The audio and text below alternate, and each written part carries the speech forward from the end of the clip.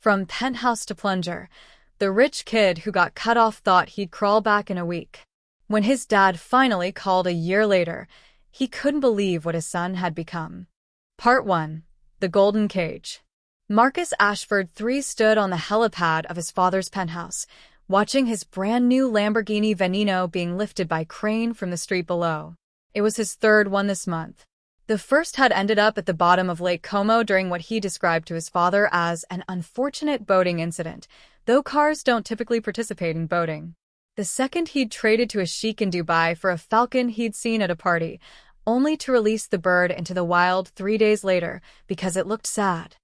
"Mr. Ashford, your father would like to speak with you," his assistant, Gerald, said nervously. Gerald was the 14th assistant Marcus had gone through this year. The others had quit, citing reasons ranging from emotional exhaustion to existential crisis. "Tell him I'm busy," Marcus said, pulling out his phone to Instagram the moment his car touched down on the helipad. He added 17 hashtags, including #blessed, #livingmybestlife, and #cargoals. He said, "It's urgent, sir." "Something about the yacht." Marcus's eyes lit up. "Did it arrive? Is it here?" Gerald cleared his throat. "Not exactly.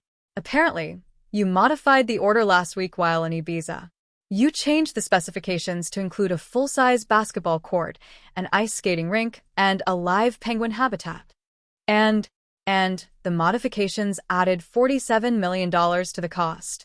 The yacht is now too heavy to float properly." Marcus waved his hand dismissively. "Physics is just a suggestion, Gerald.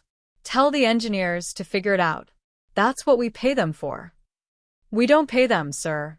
Your father does." This was a distinction Marcus had never quite grasped. In his 28 years on Earth, he'd never understood the difference between his money and his father's money, because there had never been a meaningful consequence to conflating the two. Marcus Ashford II, his father, had made his fortune in real estate, technology, and a dozen other ventures that Marcus couldn't be bothered to understand. All Marcus knew was that money appeared whenever he wanted it, like magic. Part 2. The Breaking Point.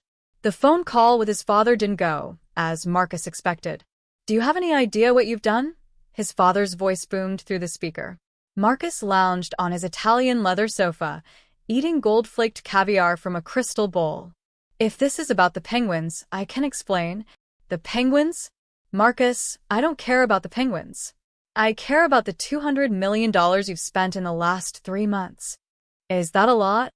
Marcus asked genuinely. There was a long silence. Marcus could hear his father breathing heavily on the other end. When he finally spoke, his voice was eerily calm. "I'm cutting you off." Marcus laughed. "Good one, Dad. I'm serious. No more credit cards. No more wire transfers. No more blank checks. You're going to learn the value of money if it kills me." "But Dad, I've arranged for you to take a job. A real job. You start Monday." Marcus sat up so quickly, he spilled caviar all over his Supreme hoodie, the one that cost $8,000. "A job? Like, with hours and responsibilities?" "Exactly like that. But where? Doing what?" His father's smile was audible through the phone. "You'll see. And Marcus? The penthouse is being sold. You have 2 weeks to find your own place. On your budget." The line went dead. Part 3. The Rude Awakening. Marcus showed up to his first day of work in a Gucci suit that cost more than most people's cars. His father had arranged for him to work at one of his own properties, a mid-level office building in downtown Manhattan. But there was a catch. Nobody knew who Marcus was. His father had registered him under his mother's maiden name, Marcus Henderson. "You're late," barked his supervisor, a woman named Diane, who looked like she'd been wrestling bears before clocking in. She had the energy of someone who'd already consumed 4 cups of coffee and was ready to consume 4 more. Traffic was. "I don't care. You're in maintenance. Here's your uniform." She tossed him a bundle of navy blue cloth. It was a jumpsuit. A maintenance worker's jumpsuit. Marcus stared at it like she'd handed him a live snake. There must be some mistake. "My father said I'd be working in the building, not as this."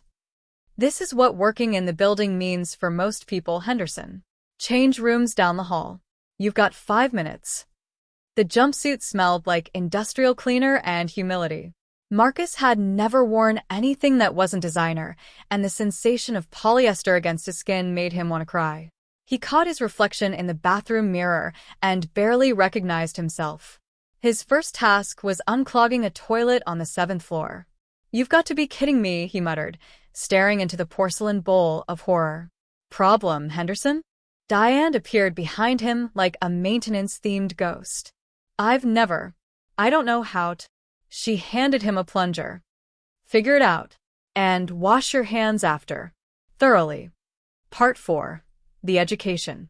Over the next few weeks, Marcus learned things he never imagined he'd need to know. He learned that lunch from a food truck cost $8, not $80. He learned that Subway cards ran out of money and needed to be refilled. He learned that his coworkers had actual problems, children to feed, rent to pay, medical bills to manage, and that they solved these problems without helicopters or trust funds. His coworker, Tommy, became something like a friend. Tommy was 53, had worked maintenance for 30 years, and had a philosophy about life that Marcus found simultaneously depressing and enlightening. "You see, Marcus," Tommy said during their lunch break, both of them eating sandwiches they'd brought from home. Marcus had never brought lunch from home before and had initially wrapped his in aluminum foil wrong, creating what Tommy called a modern art disaster. "Money don't mean nothing if you don't know what it's for." "That's easy to say when you don't have any," Marcus replied, then immediately regretted it when he saw Tommy's face. "Kid, I got 3 daughters. 2 of 'em graduated college. One's a teacher, one's a nurse, and one's still in school studying engineering. You know what I got? Pride. You know what you got?"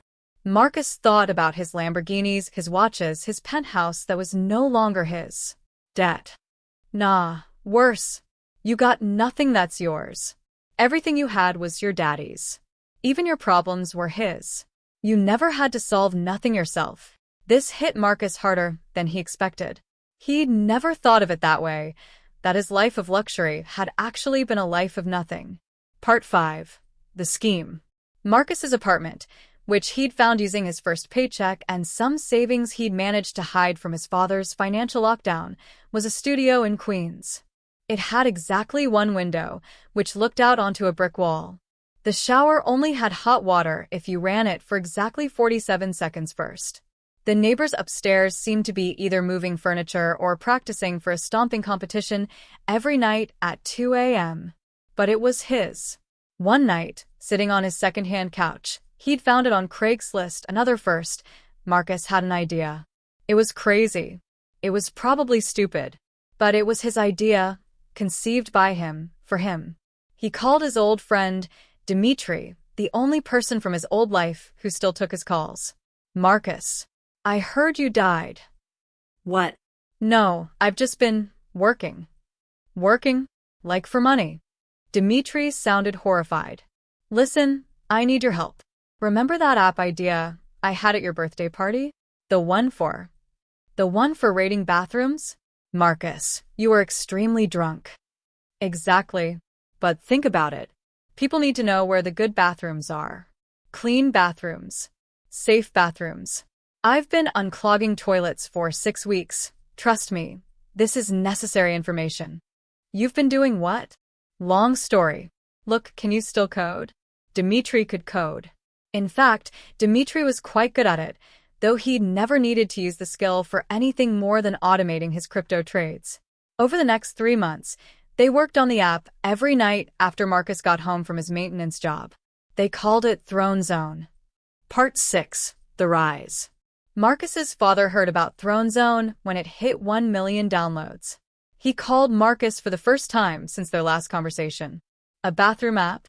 It's more than that, Dad. It's a comprehensive sanitation rating system with crowdsourced reviews, emergency bathroom location services, and integration with city plumbing violation records." "You built this?" "Dimitri and I built this while I was working maintenance in your building. By the way, the bathroom on floor 12 needs new fixtures. The water pressure is terrible." His father was quiet for a moment. "How much have you made?" "Nothing yet. We're focused on user growth. But we've had acquisition offers. Small ones, but still. And you're still working at the building? Yeah.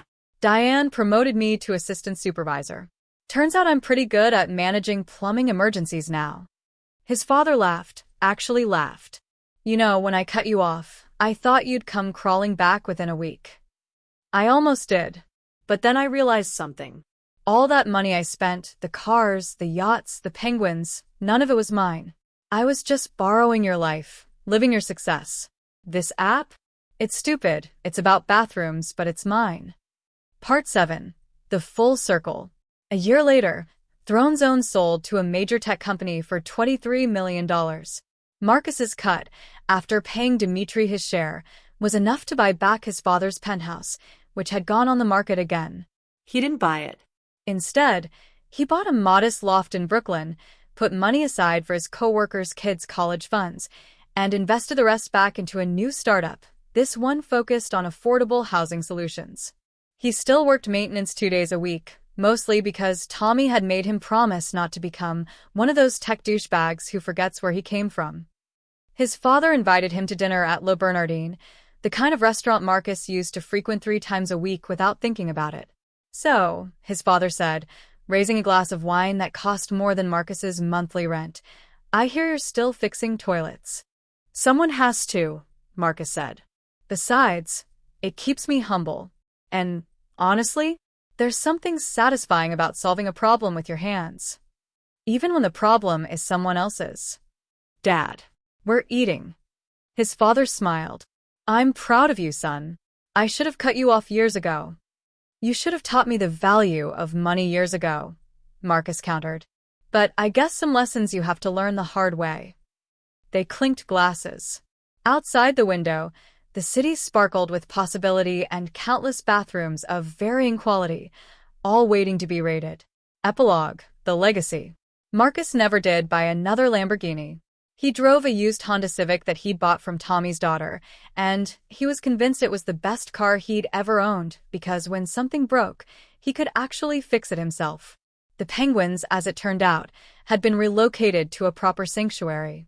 The yacht was eventually completed and donated to a marine research institute. The Lamborghini at the bottom of Lake Como became an Italian urban legend. And Marcus? He became known not as the rich son who wasted his father's fortune, but as the guy who built something real, something useful, something his, even if it was just an app to help people find clean bathrooms. Though he did keep one luxury: gold-flaked caviar. Some habits die hard. The end. Retry AR. Give me a title of this story, like this one at the family dinner. My dad yelled, You have 2 days to get your stuff out. That house belongs to your brother. Now I didn't argue, just stayed silent and prepared. Exactly 48 hours later, when they walked in, they wished they had never stepped inside. From Penthouse to Plunger, the rich kid who got cut off thought he'd crawl back in a week. When his dad finally called a year later, he couldn't believe what his son had become. Alternative titles. His father said, You're cut off. Find a job and your own place. You have 2 weeks. He showed up in a Gucci suit to unclog toilets. A year later, his father wished he'd done it sooner. The billionaire's son crashed his 3rd Lamborghini that month. His father made one phone call that changed everything. You start Monday. When they handed him the maintenance uniform, he realized his life of luxury was over. I'm cutting you off. No more cards, no more penthouse, no more blank checks. His son laughed, thinking it was a joke. 12 months later, when they met for dinner, the father couldn't recognize the man sitting across from him. Retry AR. Which is the best title for story? The first title is the best for your story. From Penthouse to Plunger, the rich kid who got cut off thought he'd crawl back in a week. When his dad finally called a year later, he couldn't believe what his son had become. Why it's the best. Penthouse to Plunger. This is catchy, memorable, and perfectly captures the dramatic transformation in just 4 words. Sets up the conflict.